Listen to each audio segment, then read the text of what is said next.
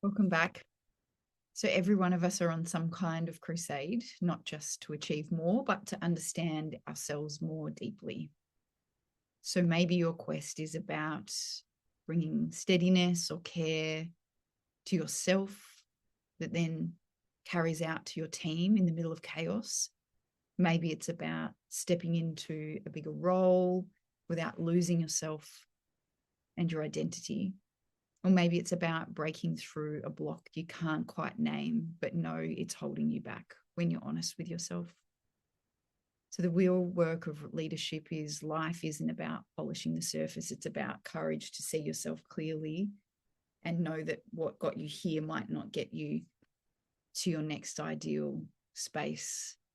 And when we keep moving forward in that way, it comes with discomfort.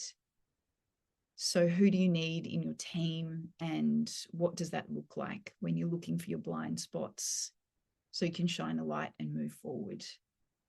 As always, these little interviews are about filling in a little piece of that idea. But if you would like to be in more contact, please make the effort to be part of the newsletter. We'll reach out and talk about what's your next move that you're having trouble with. So I've already interviewed Associate Professor Michelle Lim before. She is the CEO and Scientific Chair of Ending Loneliness Together, an Australian peak organisation focused on addressing loneliness and social isolation in Australia. They've just finished the amazing Loneliness Week, Awareness Week, and there was an interview leading into that as well. So please, I'll link that so you can have a little look. She's also a principal research fellow and a co-director of Social Health and Wellbeing Group and at the Prevention Research Collaboration, Sydney School of Public Health, University of Sydney. Her research interests include understanding loneliness across the lifespan and in populations including those with chronic health conditions and mental ill health. She is a practicing clinical psychologist with over 20 years experience. So her accolades include being part of the advisory board for the World Health Organization, of which that is a very small group. The reason we've got Michelle back today on the pod is because loneliness is a symptom of perimenopause. And when we care deeply about our leaders, we understand that their sense of themselves is in this wonderful loop of how do I turn up, and is possibly how I'm turning up part of the version of me that's being spat out, and how do we care for each other as leaders when we really want to lift each other up.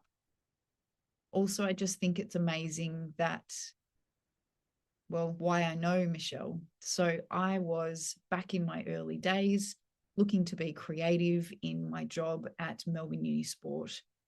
I would get bored of my role on the floor, and I would ask my boss at the time if I could do particular projects.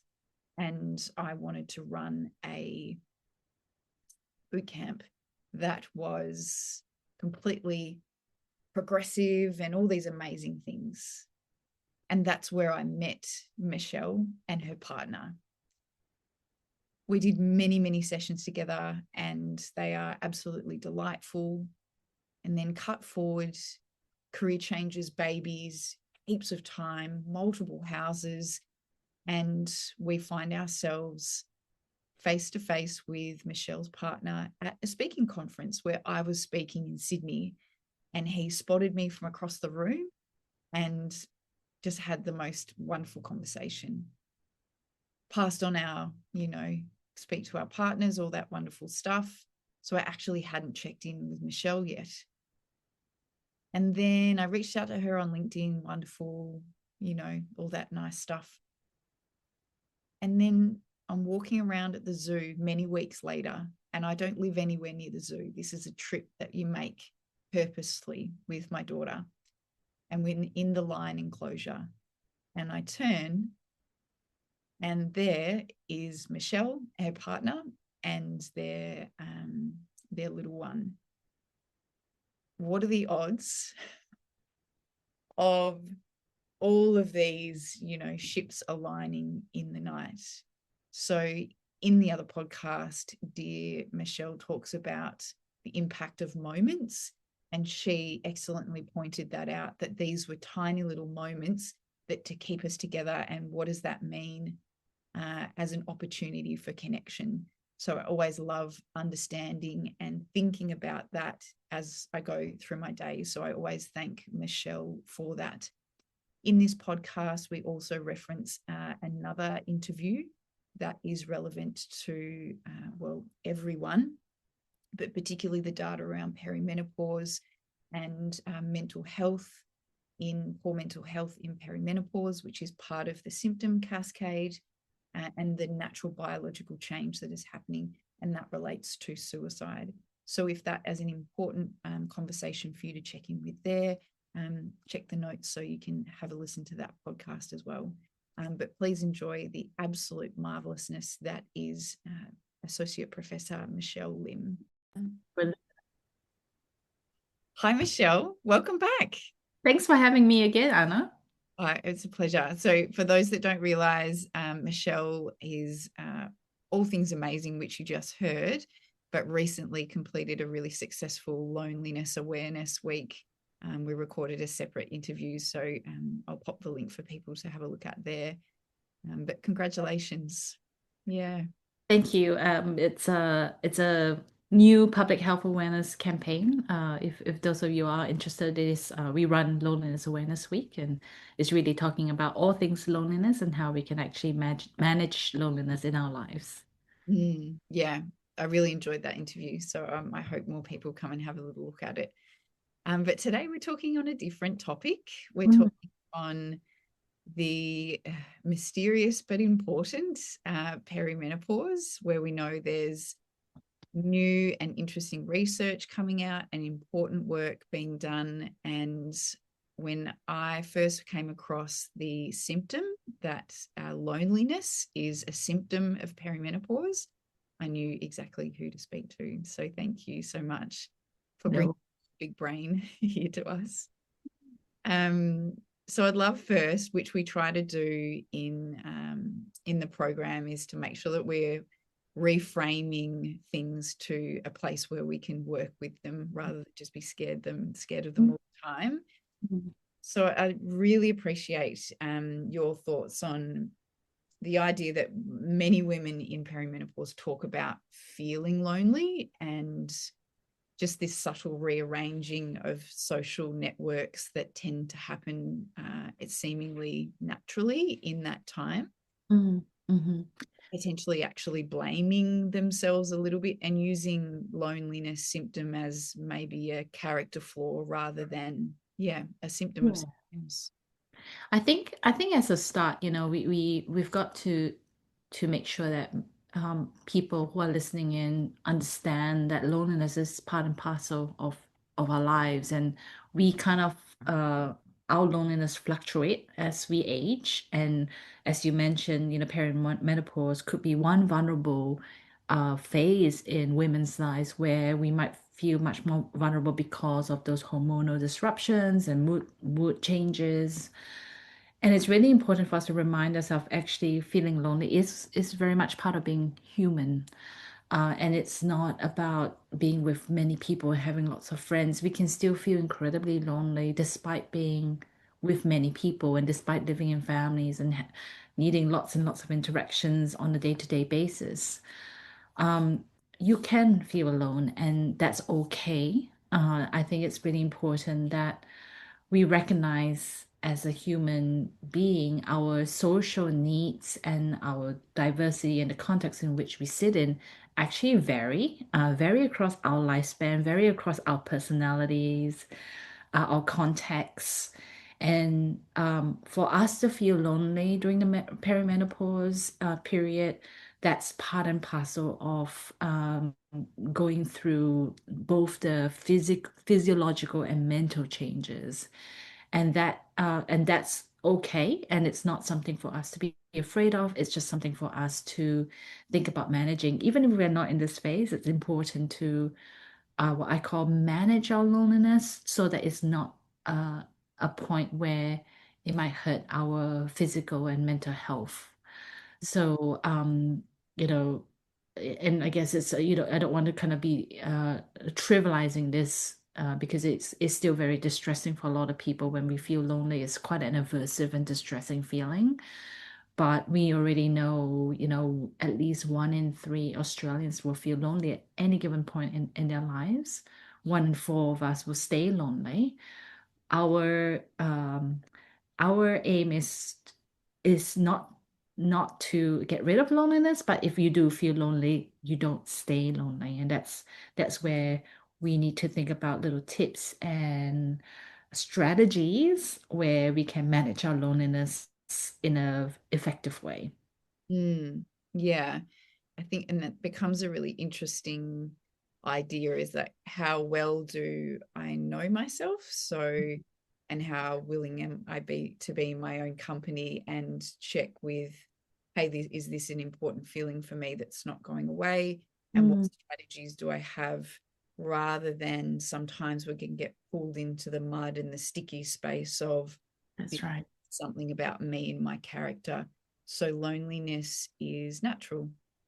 It is. And I think for some people, especially if they are in the perimenopausal phase, if they're going through some significant life change, sometimes, having to care for an aging parent or taking care of young kids, or teenagers, um, those sorts of things can really reduce our capacity to socialize, reduce our capacity to do anything for ourselves. So it's really important to see the logic of, if you feel lonely, that's probably those reasons. I guess your normal is that actually it is quite difficult to pay attention to everything that's going on in your lives. And it is though a signal to say that perhaps we're neglecting our own social needs, and just see it as a bit more of a signal that we should consider responding to. Yeah. Mm. And just coming back to those, hormones in the house, living with teenagers, it's, Yeah. yeah, it really is a call to your values because, 1 minute you're connected to this little human and they're sweet and lovely and within the flash of with a blink of an eye, all of a Yes. sudden there's just constant rejection. And all of a sudden, this person in your home, you're just not connecting with them anymore. And it's Yes. funny, subtle little shift. Yeah. Yes, and that's something that parents of teenagers often talk about, is that sudden shift, and Mm. then that just the inability to connect on the same level. And as we know, developmentally, children have to move away from the parental attachment to peer attachments, or they tend to do that anyway. But if you're having people within your family reject you, that can really exacerbate your own loneliness. Yeah. Yeah, and make you feel more anxious about that connection as well. So that's an added stress on women who might be in perimenopause. Yeah. Yeah. I can attest to Yeah. that. And from what what are the key reasons in Peri specifically that we can feel this heightened feeling of loneliness? So we're thinking physical, Mm. emotional, social. Yeah, I Yeah. think there might be multiple factors that kind of add to that. As I was saying, is the life stages and where we're at within the context of our family. I know that hormonal shifts and mood disruptions, sleep disruptions, all those things heighten that experience, or probably add to the loneliness experience. At the same time, I think that women who are in that phase of life, or people generally in that phase of life, are potentially sometimes in again in those contexts where they are so time poor, they don't have the ability to participate in the community. They might hopefully volunteer at some capacity, but overall, they're really they're probably, at the top of their careers, trying to maintain those things, trying to take care of more vulnerable people around them. As they say, some people call it the sandwich generation, where you're taking care of children, but also of older. your older parents. And then you have this infrequent contact with friends and family. And I don't know whether this is, a cultural shift in the work culture itself, where we prioritize productivity and work, or what we think is productive, um, and outputs and KPIs over connection with colleagues or friends or family. That just takes a back seat. There's this cultural, um, I guess, pressure to overachieve, to earn more money, to be the best at everything. That sometimes we forget, we lose sight as to what's the most important thing, which is really our relationships with the people that we love and our community.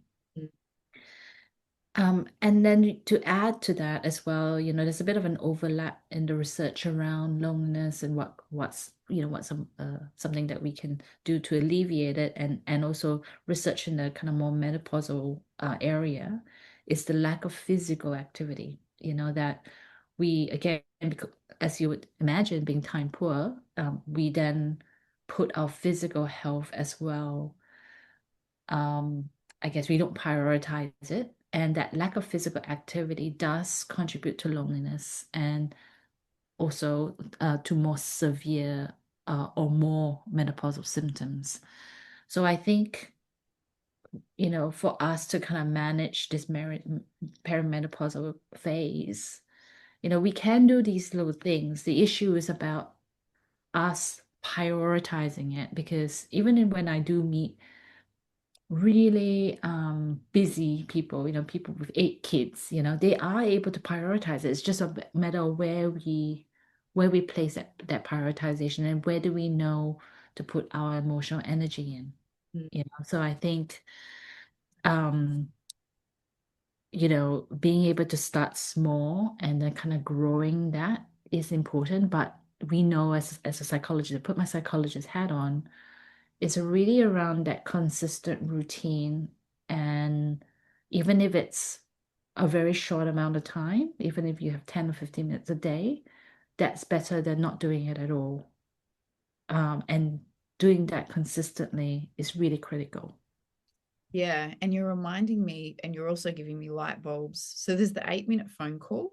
Is Mm. that, yeah, that's something that, the contact doesn't have to be a dinner. It doesn't have to take a long No, time. no, no. In fact, actually, I probably can attest to this because, we've just gone through a quite a stressful period at work, and a friend of mine called me, and it was a 5-minute phone call, and it was just a 5 minute of checking in, and in that 5 minutes, I don't know what happened, but after that 5 minutes, I just felt so much better. Mm. It was really, and it wasn't like I was offloading on her. We were just having a bit of a laugh about something, and then connecting and just checking with each other.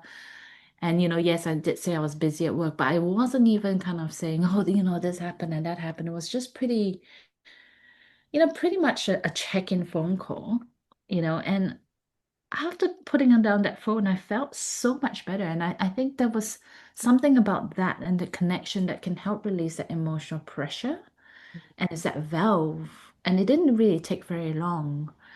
And on that note, as a psychologist, I do see very, very busy, very, very busy people. And often when I say, that 5 minutes for yourself or that 10 minutes for yourself, let's start from there. We don't have, no one expects you to engage in self-care activities for an hour, because, in reality, no, not many people have the hour. But that 5 minutes or that 10 minutes, just being mindful or breathing or taking a walk around the block, that can really shift you physiologically and then shift you mentally, and allows us to kind of cope with stresses a lot better, including managing our loneliness a lot better, or spending that time to reconnect, and kind of letting that valve open a little bit, and releasing that. And, that's so critical. But again, it's this consistent routine thing that we have to think about baking into our schedule, as opposed to doing it one time and engaging in, I don't know, a 3 day Yeah. yoga retreat. That's great if you have the capacity to do that, but most of us don't. It's that little small micro steps that we can do on a day-to-day basis that's really more critical. Yeah, yeah, I can hear this. So we've got capacity, but also breaking down the rules. That's what are my rules about connecting that actually don't fit into here. And where again that initial idea of maybe judging myself too heavily. Mhm. We had someone come, it's suicide expert, and they were talking about the concept of these really interesting ways of when we're judging ourselves too harshly, and that stops us from connecting. Mm, So, mm. yeah, I'll invite people to go back and think in that space as well. As a psychologist, I often see people who are so hard on themselves, and in fact, if anything, they're really the drivers of they're being the self-critic, and this idea that if I'm hard on myself, I'll be better. But actually, what you see is the reverse happens, is that actually the more critical they are of themselves, the worse they are, and the harder it is for them to achieve the things that they need to achieve. And sometimes, as a psychologist, being able to help them reflect on that is really critical. That we think that, oh, if I'm hard on myself, I will keep doing better, but it almost never works. And if you think about even concepts of, you wouldn't be friends with someone who just criticizes you all the time and so hard on you. We just wouldn't be friends with them. But sometimes we do it to ourselves. Mm, That's really important for people to remember. It makes us actually, it puts up more barriers for us than actually helps us. absolutely. Mm. Yeah. And before we move on to the next question, you just gave me like a big aha moment around the way we socialize and some of the more common symptoms of perimenopause. So the more common symptoms are we don't have any energy, Yeah. our sleep is disrupted, and GI, so gastric intestinal stomach Mhm. challenges are some of the biggest issues. So I'm thinking about even the way I think about socializing. It's a coffee or it's a meal, and then how we kind of opt out of those things because maybe it's not suiting us on the other symptom levels as well. Yeah. Yeah. um, that mismatch of stomach problems feeling like anxiety as well. That's right. And I think to think about ways that work for you. And I know that, it may come across as to other people may as more inflexible, but actually letting people know why you're needing, maybe to keep the appointment brief, or maybe making sure that you have access to a toilet, those sorts of things can actually allow people to understand a little bit, why you might want to socialize a certain way. And I'm reflecting a message that I had just this week with a friend, and we invited her to an event at over, at um, at a university, and it was a 6:30 p.m. I guess lecture. And her reply back initially surprised me a little bit. And what she said was, which I thought actually it was pretty amazing now when I look at it. She's about, I would love to say yes, but I actually can't do it because I'm so exhausted from work and work so busy that I have to actually recharge at home. Like she's literally telling me all the stuff that we don't normally say, you know.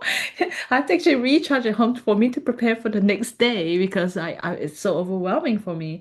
And I really appreciated that. I was like, wow, thank you for telling me that. And then she's like, but please keep asking. I It's love that. Yeah. everything. Yeah, she said, please keep asking, don't stop asking. But this is the reason why I'm saying no, because I'm so exhausted. Mm, And she's in that perimenopausal phase, but she's so exhausted. She's just needing, and and it's not, yes, she's in a kind of high pressure job, but she's not a brain surgeon. We know that she probably could do it, but she's not going to give us 100% when she's there, right? So being able to hear that reason was actually a little bit it's mind-blowing and a good learning curve for me as well. yeah. I, And I loved it. I love she said that. it kind of answers our the last question that we were thinking about together. And it's like, how Mm. can we normalize the way we communicate effectively in different environments? Yes, With yes. my answer is this, but this is the reason, and here's how I honor our relationship. This is not over. No, I'm not saying no because I hate you. I'm saying no because of these reasons. I love that. That's so enlightening for someone to receive that information. How do we speak to each other in a more generous way? Yes, yes, and compassionate. And the truth of the matter is that with relationships, is that we're not always at the same space as our friends and the people we care about. We're not always in the same space. And relationships are very dynamic and they're meant to be dynamic because we all go through different phases of our lives. And and it's being able to allow for a move away from the connection, but also ensuring we always bring it back. Is that this kind of wax and wane movement that we have? That's kind of really natural, and we don't have it. Does it's not a dramatic move. It's just a move that we do naturally. But we should be able to learn how to communicate that. I think most people are not very good at communicating their needs and why. And most people make decisions not because they hate someone else, but it's because of their own, feelings and their constraints and their pressures. And it's a good reminder when someone says, please keep asking, it's not you. I'm just so exhausted. I can't do it. Yeah. Yeah. And it Mm, gets all these ideas about how do I adapt around that? Because I've said no, 4 times now, and I don't feel good about that. So maybe mm. can we catch up just laying on the couch together?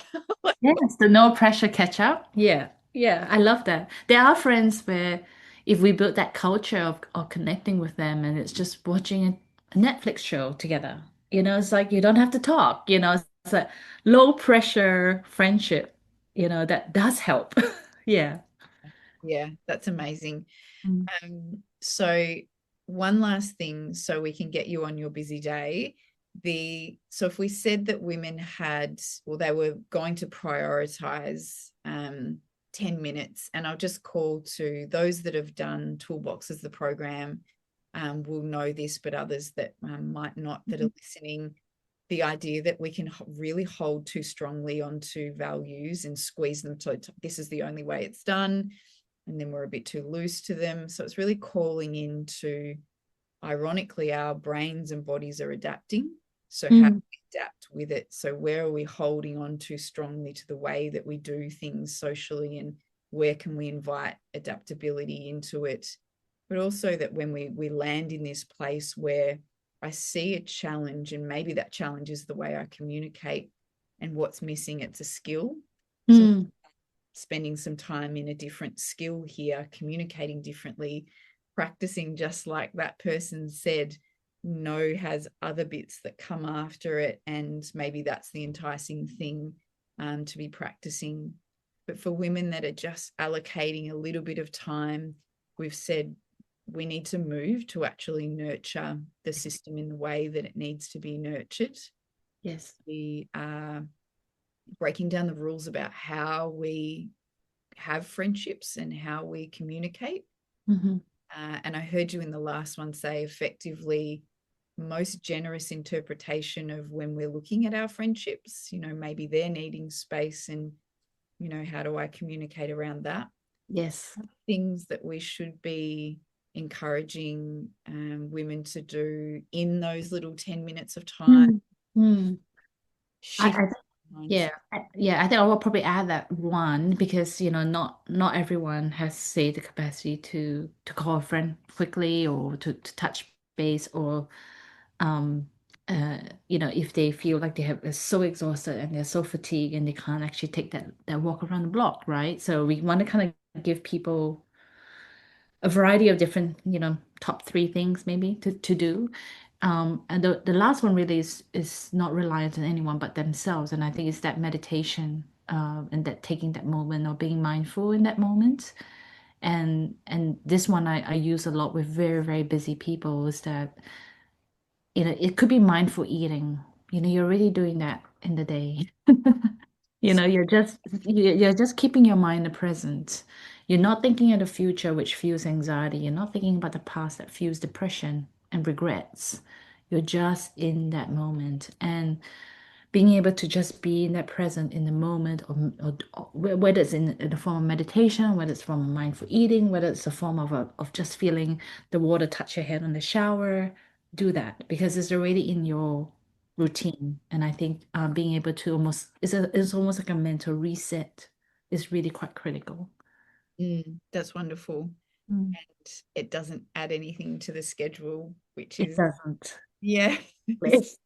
get Exactly. any more energy. And Mm. in theory, it gives us back a perception of energy as well. Yeah. That's right. That's right. And people, as you know, and you and I have spoken about this before as well, is that we are always on the go. We're always on what's next? What do we have to do? And women carry a huge amount of mental load, especially with the mothering as well.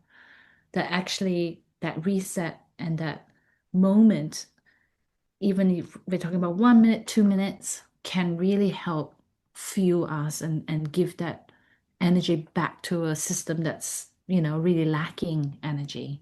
So taking that moment is really quite critical. Mm. Amazing. I know everyone will have gotten a huge amount from this conversation. So thank you so much for your time generously. Yeah. And I don't know, I'm just obsessed with how much that you've done in your career. I think you're just wonderfully smart and I think you're amazing. So thank you so much. You're overly kind, Anna. Just a normal human being, like most people are here. So, just talking about connection, which is our basic human need. Yeah. Thank you for being and doing that. Yeah. Thank you, Michelle. Thank you.